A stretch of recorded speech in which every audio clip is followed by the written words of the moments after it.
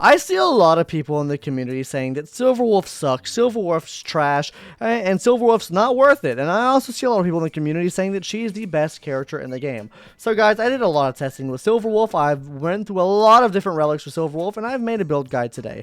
My personal opinion on Silverwolf after all this testing, I think she is really, really good. I don't think I would say she's the best character in the game. I would say she's definitely the best debuffer in the game. I don't know if I would say best character in the game overall though, but she is really, really high up there. She is really, really good, and I think you should definitely build her if you did pull her. I think she provides a lot of utility. So guys, in today's video, we're really going to be going over her skills and stuff like that, talk about all the light cones she can use, all the traces she has, also her relics, Eidelons, and then a little team showcase, as well as like team builds at the end of the video. So guys, I'll probably divide all this up with timestamps in the description below if you want to skip to a certain timestamp. Alright guys, so let's go ahead and talk about her skill first, allowed changes, which is the main thing everyone is fixated on, which basically gives the enemy an extra weakness type and also reduces their damage resistance to that type. And that's not the only thing it does. It also reduces the all type resistance for enemies by 8.2% as well. So everyone is kind of making use of this because it does decrease their resistance for every single type. The best way I can explain how this works, guys, is basically say you have a full team of quantum, you'll have a 100% chance of putting a quantum weakness on the enemy if they already don't have that weakness. Now this does get kind of muddied in the water depending on who you face and what teams you build, because you really don't bring mono teams in anything, because mono teams are just kind of trash. So guys, for an example, you could bring a team like this where it's Gepard, Jing Yuan, Ting Yun, and also Silverwolf, and basically she's going to have a 50% chance to put a lightning debuff on the enemy, a 25% chance to put a quantum debuff on the enemy, and a 25% chance to put a ice debuff on the enemy. Now, what you can do to work around this and circumvent this, say an enemy is weak to ice and quantum, guys, you can bring this team in there because they're already weak to quantum and ice. They will automatically become weak to lightning. So with her, it's kind of all about building teams that match up the best against your opponents, though I don't think she needs that to be good, and that's where kind of the ultimate comes into play here, guys. Whenever you use the ultimate, she has a chance to reduce the enemy's defense by a certain percentage. Also, this is going to be dealing damage to one enemy, so basically she targets one enemy and then she reduces their defense, gives them a pretty big defense shred. At a level 4 is a 38.7, that's what I have right now, but it does get a lot bigger the more levels you have into this. And then I would say finally, let's talk about her talent, but her technique's pretty good too, so I'll talk about that after the talent. As far as what her talent does do, guys, is whenever she attacks the enemy, that being with a skill, normal attack, or even the ultimate, she's going to be putting a bug on the enemy. This bug can either reduce attack, defense, or speed on the enemy, and these bugs will last for 3 turns. So yeah, guys, you're just getting some extra debuffs off of Silverwolf here as well, just by attacking the enemy. An extra defense shred from this is also really, really nice too, guys. And then finally, guys, her technique, which honestly I think her technique is pretty nice. Basically, it immediately attacks an enemy, and it does weakness break damage to all of the enemies on the field, no matter what type they are. So this is really strong to just enter battle with if you don't have, like, a typing advantage like Simulated Universe or something like that. But with the skills out of the way, guys, let's go ahead and talk about her light cones. I'm going to be honest with you guys. I really like this light cone. Honestly, before the tutorial mission starts, this is the free-to-play light cone that we got during the event. I don't know if this will still be free after the Silverwolf event ends, but you can get this for free and all the way up to S5. Essentially what it does, guys, is going to increase the wearer's effect hit rate by 40%. And also, whenever you attack a defense-reduced enemy, you're going to be regenerating 8 energy. So this is just going to be getting her ultimate up that much faster. It's increasing that effect hit rate, which is really good for her to proc her debuffs off and stuff like that. I think that's Blade in the background. Don't know why I'm bringing that up now, but I just noticed on the card as I'm talking about it. But yeah, I do think this is actually probably her best in slot. Personally, I think this is her best in slot. The 5-star light cone, I mean, it works a little bit better on her overall, I guess.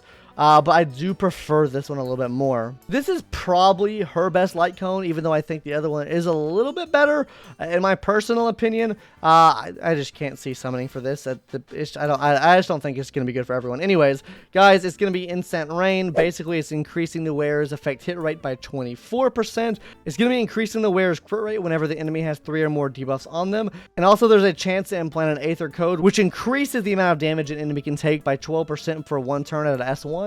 The reason why I don't think this is like best in slot, guys, is because For this, you're only getting a 24% effect hit rate. The crit doesn't really help unless you're trying to go specifically for like a DPS Silverwolf build, and the Aether Code is really nice as well. But like I said, guys, that effect hit rate is kind of low, being 24%, and with the 40% you get with the free-to-play one, it just makes her a little bit harder to build as far as getting that effect hit rate you need to actually hit 100% of the time. Really, guys, any other light cone could work for if you don't have these two light cones, or say this one doesn't become free-to-play.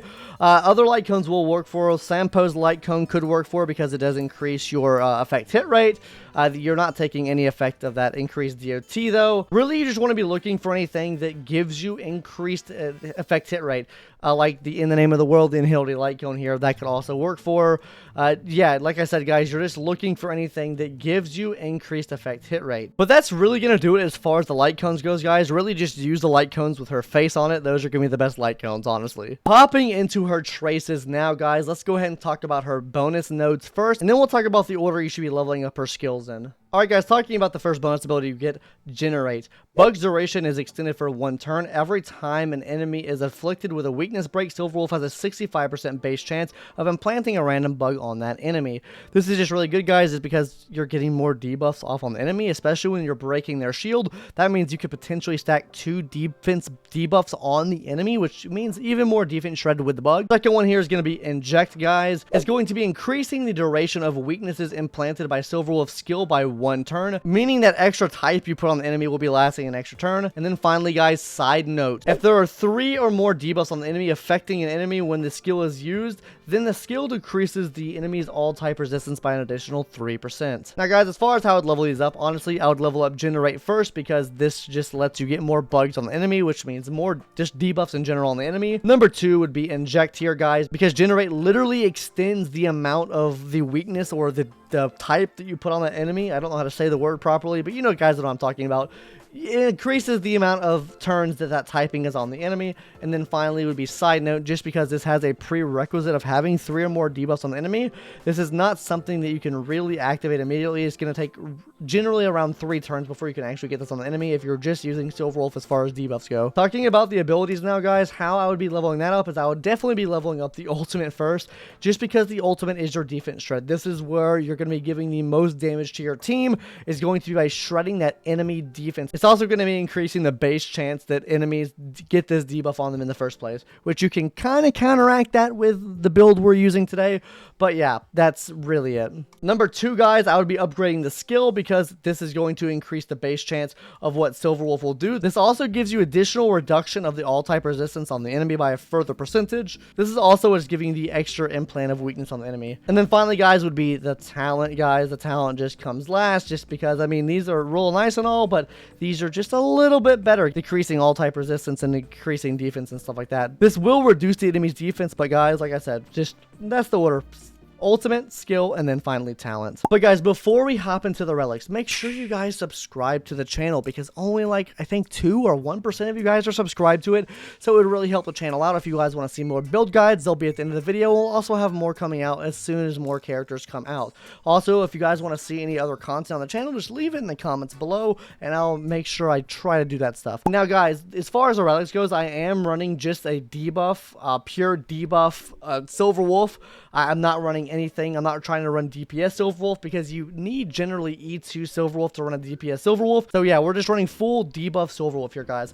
Now, as far as sets you can run on Silverwolf, guys, I would honestly recommend running a 4-piece Genius of the Brilliant Stars, which is your 4-piece Quantum set here, guys. You could also run a 4-piece Thief of the Shooting Meteor. I do feel like you get diminishing returns on that, though, just because it's only affecting your break effect. Whereas this set right here is literally going to be ignoring defense when you're attacking them and they have a quantum weakness. So I think all around this one's a little bit better. It gets you a little bit more damage out. But honestly, this set is a little bit harder to farm. Reasonable to farm, I guess I could say, because the other set on there you don't really want. But yeah, 4-piece Genius of the Brilliant Stars. And then as far as the 2-piece set goes, our planar set, we're going to be using 2-piece Vonwhack. I do see people using 2-piece Fleet of the Eidelons as well, and that is a fine set because it is going to be giving your whole team an attack buff. But I do prefer the 2-piece of Vonwhack here, and the reason why is because you're getting an extra 5% energy regeneration rate, and there is a way with this as well, guys, to actually get her ultimate every 3 turns, which is really what you want to be doing. So that's one of the reasons I'm running this. And also, I am running this to be able to be advanced forward by 40% when entering the battle, meaning she will go first. That means she will implant the debuff on the enemy before anyone else goes, meaning you just get more damage out overall at the very beginning, because you don't want her going last and playing the debuff. Then you miss a whole turn of possibly implanting the weakness on the enemy that you want. Hopping into some of the stats now, guys. On the boots, we are going to be running speed boots because we do need to hit 120 speed on her, and we want her going as fast as possible to keep proccing debuffs on the enemies. I think this is pretty self-explanatory. I tried running attack boots before, and it is just really, really inconsistent with attack boots here, guys. As far as the body goes, I am running a main set of effect hit rate in the body. Do keep in mind, guys, you can maybe run like a crit rate or attack or HP on the body. If your effect hit rate is high enough in your substats, you could run that and be fine without this, but I am having to run this right now because my substats are down bad. As far as the chain goes, guys, I am running an attack percentage chain here. I just find it to be the best. You could also be going for an energy recharge link rope here. I just want the extra attack out, and I find that my setup right now does get me to the point where I can use my ultimate every 3 turns with this set, so I'm not really too worried about that. It's all worked out fine for me, so that's the reason I'm running attack set. But you can run energy recharge if you want to get that ultimate out a little bit faster. And then finally, guys, on the sphere here, I couldn't for the life of me get a quantum sphere, so we are running an attack sphere. You really want to run a quantum sphere here just to maximize the amount of damage you're outputting, but right now I'm running a copian little attack one so we can get the 2-piece set off here, and we can also get some extra effect hit rate in. So yeah, guys, let's go ahead and talk about some of the substats now that you'd be running on this. It's pretty self-explanatory in the skills what you want. You're implanting so many debuffs and it has a chance of doing it, so you want as much effect hit rate as possible. Your second stat you should be looking for, guys, is speed. Your third stat should be either crit damage or crit rate, and then your fourth stat, guys, should be attack percentage. These are the things you should be looking for. You can maybe even feed in a little bit of HP percentage there as well if she's dying a lot, because you do want her to survive. So maybe feeding a little bit of extra HP percentage in there couldn't hurt her too bad. So yeah, that's my recommendation on the substats, guys. Alright, guys, hopping into the Eidelons now. I do have an E0 Silver Wolf, and she works completely fine like this. But guys, you might want to summon for Silver Wolf before the banner ends, so let's go ahead and talk about all of the Eidelons that you can use for her, all the Eidelons that she has. This is just really crack, guys. She gets her energy and ultimate back up really, really quick with this, and oh, that's... E1's really, really strong. E2, guys, is when an enemy enters battle, it's going to reduce their effect resistance by 20%. This is just going to be taking their effect resistance down, meaning you're hitting your debuff more often. This also means you need to build less into effect resistance. Our E4 bounce attack is after using your ultimate to attack an enemy, deals additional quantum damage equal to 20% for every debuff currently on the enemy. This can stack up to 5 times, so an extra 100% damage dealt if they have 5 debuffs on them. And then finally for her E6, guys, overlay network. For every debuff the target enemy has, the damage dealt by Silver Wolf increases by 20% up to a limit of 100%. Meaning for everything, she's just going to be overall increasing all of her damage with E6. It's just really strong, really goated. Honestly, all of her Eidelons are really good, I would say. Honestly, E1, E2 is really, really good. Alright, guys, so one thing I forgot to mention before hopping into the Eidelons is the effect hit rate. You ultimately want a 97% effect hit rate. This will literally make all of your abilities be able to hit with your Silver Wolf. So guys, you want to make sure you're hitting this threshold of 97%. And yeah, you'll be literally hitting every single one of your debuffs. That's all you need to do. So that's why I don't run Pan-Galactic here or anything like that, because we don't need the extra effect hit rate here. Alright, guys, hopping into our character showcase now. As you can see, all their shields are broken. Is that a Minecraft sword? I just realized she has a Minecraft sword on her thing. Anyways, we're hopping into like a little showcase here. As you notice, all their shields are broken. That's because of her little technique or ability you can use before the round actually starts.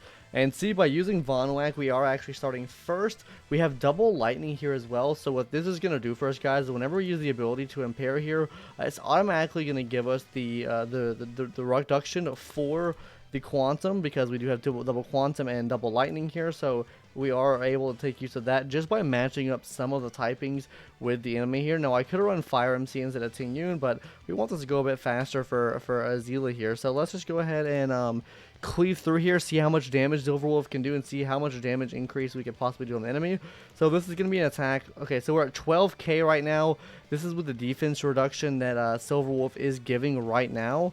Let's go ahead and see what possible damage reduction we can give with Silver Wolf now. That was 12k on a... Oh, we're getting a break attack next, but... I guess this will be a good showcase to this here. This is going to be ult with Zila with a full, like, I guess, reduction, typing reduction. 30k done as far as damage goes there, guys.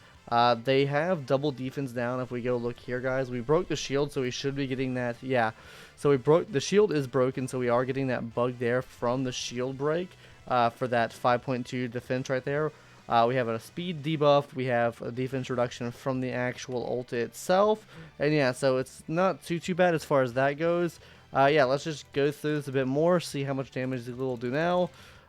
20,000 damage. So we did 20,000 damage that time with the ult. As you can see, it was like a 7,000 damage increase there, just with the ult doing its defense shred thing there. So yeah, really nice damage there. As far as like an increase in damage goes, I'm pretty sure this would even do increased damage as well. Well, she's not known for the damage, you know what I mean. Don't worry about that. Don't worry about that. But let's... Bailu, 300 damage. Let's go. Doesn't matter. 24k on the dot damage because of how much damage we did with the ultimate to break the shield. We added up to that DOT. Guys, that went by pretty fast. This is kind of going to showcase her technique here she can use, or her ability she can use. As you see, it has like this little thing here. Breaks their shields. It just does a weakness debuff to them all. Let's just go ahead and proc him with the quant debuff here because... they all are still weak to lightning, or he's still weak to lightning, so we do get the 100% proc on the quantum debuff there. Let's just go ahead and give a max buff to Zila as well. That's what I kind of want to do now.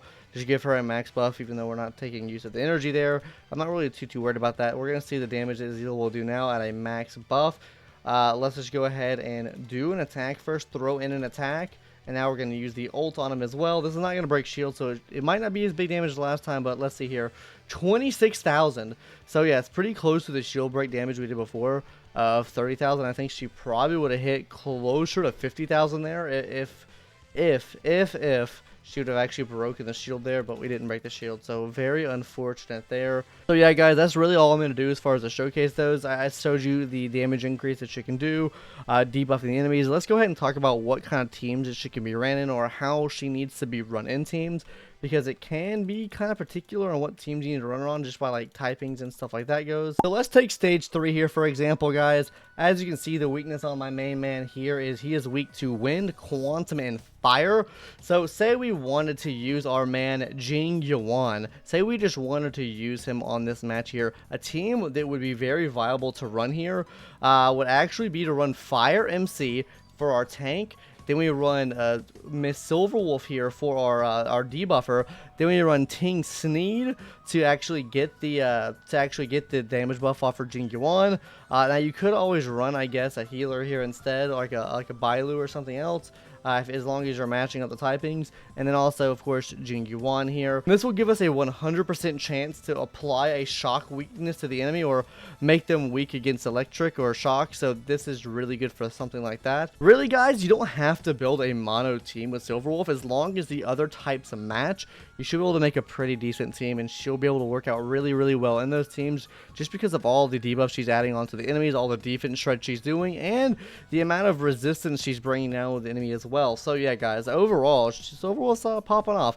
Like I said, team comps is really going to depend on what memory of chaos stage you're in, or what stage you're really in. And that's one of the downsides of her, is because you can't be sure what typing she's going to pick, so you have to work around that to guarantee typing. Or maybe you just take the gamble, roll it 50-50, you know what I mean? Anyways, guys, that's going to do it for today's video on Silverwolf's build guide. Hope everyone enjoyed it. We will be having more build guides coming out in the days to come here, especially when Locha comes out. We'll be having a build guide on Paler come out. We'll have a build guide on Yukong come out, and also a build guide on QQ coming out as well. If I pull Locha, which I hope I get him, we'll be doing a build guide on him as well. But yeah, as of right now, those are the build guides coming out. I also have a couple like standalone videos coming out, basically going to be talking about Locha and stuff like that, why meta doesn't matter, and just like a couple like standalone videos that aren't build guides. So if you guys are interested in that, please sub to the channel. So yeah, that's all I have to say for this video. Hope everyone enjoyed. Maybe thumbs up the video and leave a comment if you want. And yeah, I'll see you in the next one later. Bye bye.